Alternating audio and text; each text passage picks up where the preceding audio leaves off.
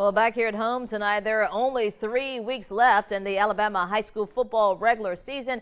And for a lot of teams, this is their last chance to make a push for the playoffs. That's the case for tonight's Hometown Spirit Game of the Week between Lynette and Lafayette. Let's go live now to the stadium at Lynette High School where Paul Stockman is standing by. So, Paul, what do these two teams have to do to get into the playoffs? Well, there's a whole lot to get into the playoffs. Like I've talked about before, it's almost like a giant math equation for some teams. For these two teams, not so much. Basically, it's win and you're in. If Lynette wins their next 2 games, they're in. If Lafayette wins tonight, they're in as well. A lot on the line. In fact, there's even more on the line, though, because these two teams and kids from these two teams have been playing against each other pretty much their entire lives. These two schools are only about 15 minutes apart. They play basketball against each other. They play football against each other. It's a huge rivalry game. Lots of tension could be in the air tonight. Talked to some of the players earlier in the week about how tense this game may be.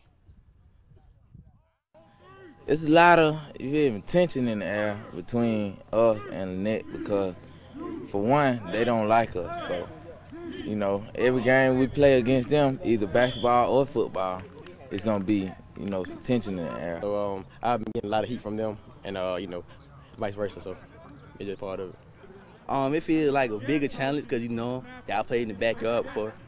So it really fun. It's fun, yeah. I know when I used to play with them in basketball, they trash talkers. So I know we're gonna hear a lot of that, but we ain't gonna let that get in there. We're gonna go down there and whoop their butt and come on home with a W.